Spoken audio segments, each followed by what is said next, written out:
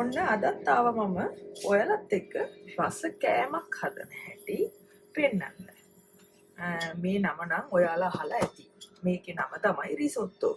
මේක ගොඩක් අය දන්නවා. ඉතින් මම ඔයාලට පෙන්නලා දෙන්නම් කොහොමද රිසොට්ටෝ හදන්නේ කියලා. මේක ප්‍රංශයේ ඉතාලිය වගේ රටවල නිතර ආහාරයට ගන්න දෙයක්. ඉතින් ඒකට මම ඔයාලට පෙන්නන්නම් මේකට අවශ්‍ය කරන ද්‍රව්‍ය. මේ තියෙන්නේ රිසොට්ටෝ වලට ගන්න හාල. ඇත්තටම මේ හාල පොඩ්ඩක් විශේෂයි. මොකද මේක අපි ගන්න බාස්මති හාලවත් නැත්තම් සම්බා හාලවත් නෙමේ. මම හිතන්නේ අපි කිරිබත් හදන්න ගන්න කැකුළු හාලට සමානයි. මේක විවිධ නම් වලින් තියෙනවා. කරනෝරි කියලා තියෙනවා.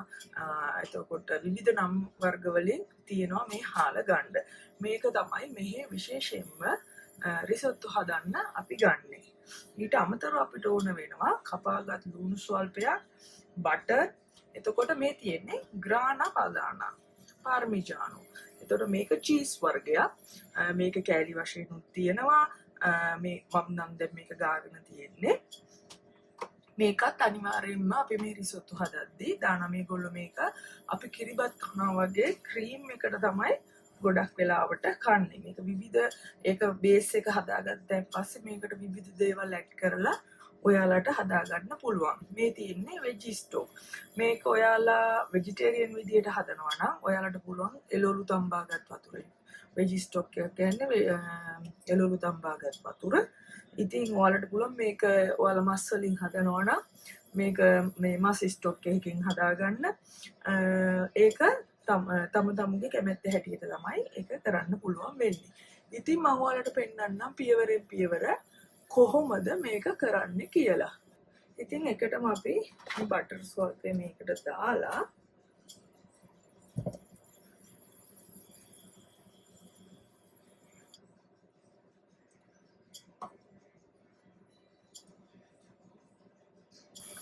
බටර් එක මේ වගේ මුදට රත් වෙලා තියෙනකොට ඔයාලට පුළුවන් මේකට දාගන්න මේ කපාගත් ලුණු ටික.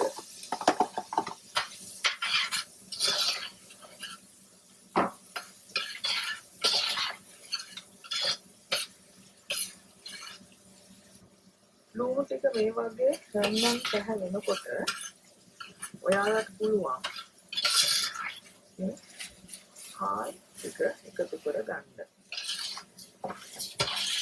ඇත්තට මම මෙතන හාල් කිලෝ එකක් කරන් තියෙනවා. ඔයාලට පුළුවන් ඔයාලට අවශ්‍ය ප්‍රමාණයට අරගෙන මේක කරන්න. මේක හොඳට බැදෙන්න ඕන. ඒ බැදෙනකොට ඒ රසයක් තියෙනවා අන්තිමට මේක හොඳට කුක් වෙලා ඉවර වෙනකොට. ඒ හින්දා මේක ටිකක් හොඳට මේ ආකාරයෙන් බැදෙන්න තියන්න. ඇත්තටම මේ වෙජි ස්ටොක් එක ගන්නකොට මම ඔයාලට කිව්වා වගේ මම එකටම හදාගන්නේ බේස් එක විතරක් නිසා මම අරන් තියෙන්නේ වතුල වෙජි ස්ටොක් එක ලීටර් 2යි. ලීටර් 2ක ප්‍රමාණයක් තමයි මම අරන් තියෙන්නේ. ලීටර් 2ක ප්‍රමාණය මේ බේස් එක හදාගන්න ඇති.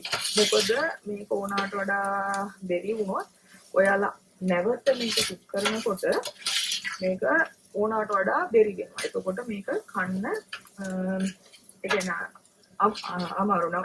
ඒක ඒකේ ක්වොලිටි එක නෙමෙයි. ඒ කියන්නේ ඒ රිසොට්ටෝ හාල කන විදිහ එහෙම නෙමෙයි. ඒ හින්දා ඔයාලට පුළුවන් ලීටර් 2ක වෙජි ස්ටොක් ඕ මීට් ස්ටොක් හාල් කිලෝ එකකට පාවිච්චි කරන්න. මේක බැදෙනකොට ඔයාලට දැනෙන්න ගන්නවා හොඳ සුවඳක්. ඒ සුවඳ දැනෙනකොට හාල් එක බැදෙන හොඳ සුවඳක් දැනෙනකොට ඔයාලට පුළුවන් ටික ටික මේ වෙජි ස්ටොක් එක මේකට එක්තරා කර ගන්න.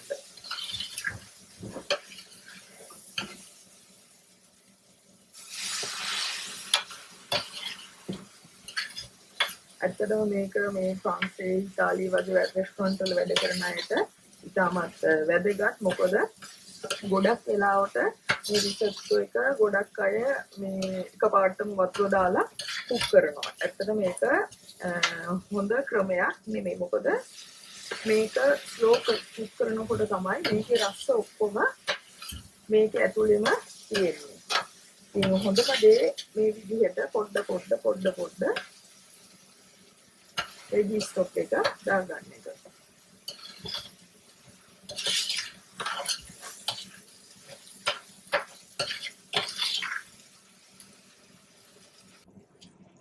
ඔයාලට පේනවා ඇති පොඩ වතුර දාලා කුක් කරගත්තු රිසොට්ටෝ එක මේ වෙනකොට මේ විදිහට කුක් වෙලා තියෙනවා.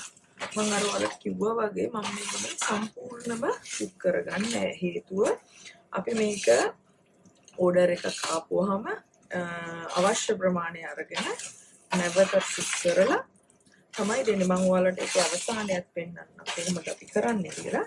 මේ තමයි බේසික් එක බේස් එක කුක් කරගන්න විදිය.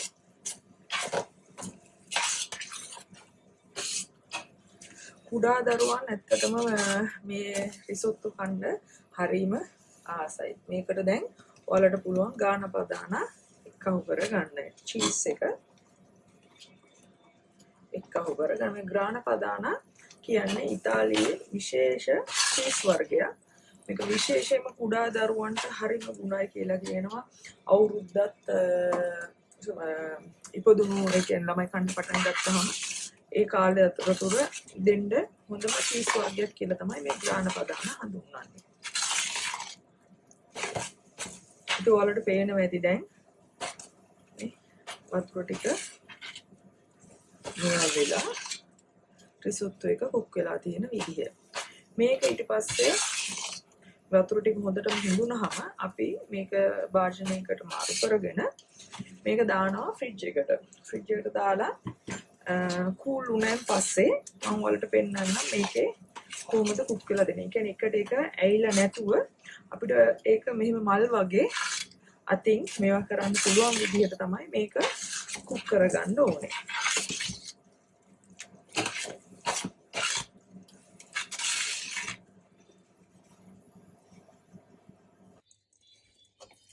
අපි මේ විදිහට කුක් කරලා ඉවරලා මේ විදිහට භාජනයකට දාලා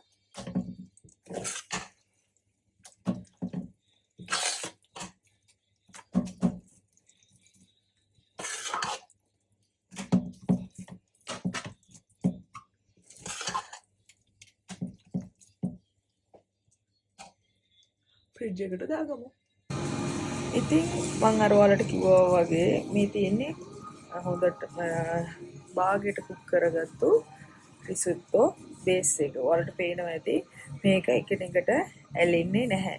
ඔයාලට මල් වගේ පේනවා ඇති. ඇත්තටම මේක විශේෂයෙන්ම වැදගත් වෙන්නේ මේ ක්‍රමයට කරන එක මේ රෙස්ටොරන්ට් වල වැඩ කරන කෙනෙකුට. හේතුව තමයි මොකද අපි මේ වගේ මේක මේ කුක් කරගෙන බාගෙට කුක් කරගෙන අපි මේක දවස් දෙකක් වගේ අපිට මේක තියාගන්න පුළුවන්. මේක ඊළඟට කුක් කරනකොට මම ඔයාලට පෙන්නන්නම් කොහොමද කුක් කරන්නේ සහ මම මේ කොහොමද ක්ලියෝන් කෙනෙකුට ප්‍රසන්ට් කරන්න කියන එක මම ඔයාලට පෙන්නලා දෙන්නම්.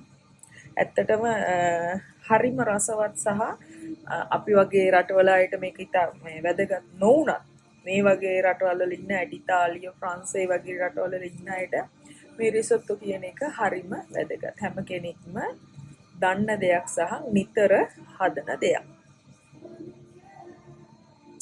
මම දැන් ඔයාලට පෙන්නලා දෙන්නම් මේක කොහොමද අවසන් කරගන්නේ කියලා. මම නැවතත් බටර් ස්වල්පයක් දානවා මේකට. මම අද මේක සර්ව් කරන්නේ ඇත්තටම මෂ්රූම් එක. ඉතින් ඔයාලට අවශ්‍ය කරන ප්‍රමාණයට රිසොට්ටෝ බේස් එක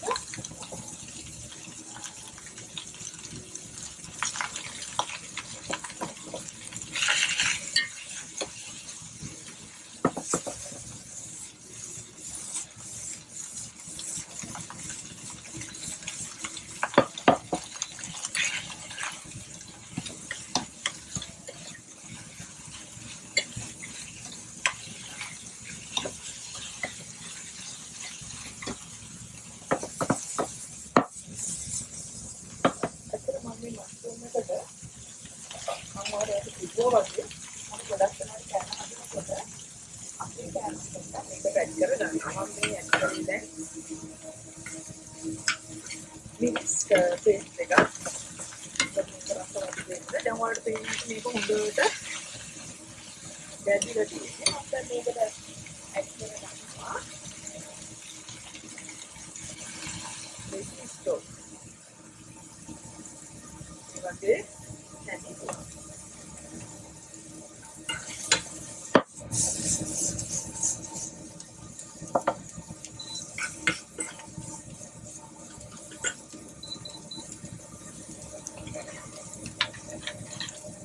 ලුණු ස්වල්පයක් ඒක ඔයාලගේ රස විදිහට ඔයාලට ලුණු ඇතුළත් කරගන්න පුළුවන්. දැන් ඔයාලට පේනවා ඇති මේක කුක් වෙලා තියෙන විදිය. මම ගත්තාම පේනවද ඔයාලට? හොඳ කිරිබත් වගේ නැති වුණාට ඒ වගේ හොඳ ඝනකමට ඇවිල්ලා තියෙනවා. ඉතින් මේ විදිහට තමයි රිසොට්ටෝ එක හදාගන්නේ.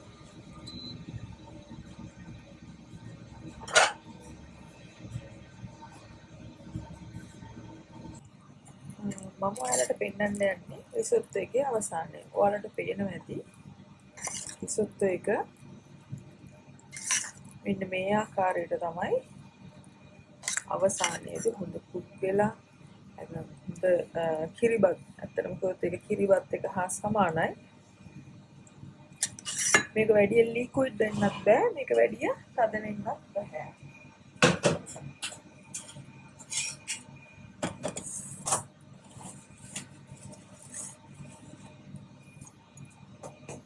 ඔයාලට පුළුවන් මේ වගේ බක්ස් කරද්දී ඒක ප්ලේට් එකට ගන්නවා. මේ තමයි මෂ්රූම් සෝස් එක.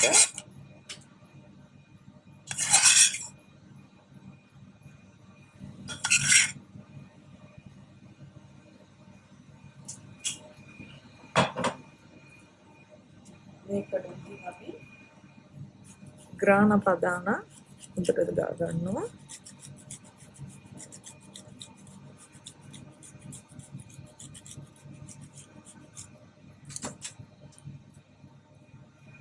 ඒ වගේම සිබුලෙත් කියලා කියන්නේ ලුණු වර්ගයක්. මේ ෆන්ක්ෂන් නම් කියන්නේ මේකට සිබුලෙත් කියලා. මේ තමයි ප්ලේට් එක. එහෙනම් මම හිතනවා ඔයාලා මොන හරි ඉගෙන ගන්න ඇති කියලා. දවසක මේ වගේ රස කෑමක් සමග හම්බෙමු.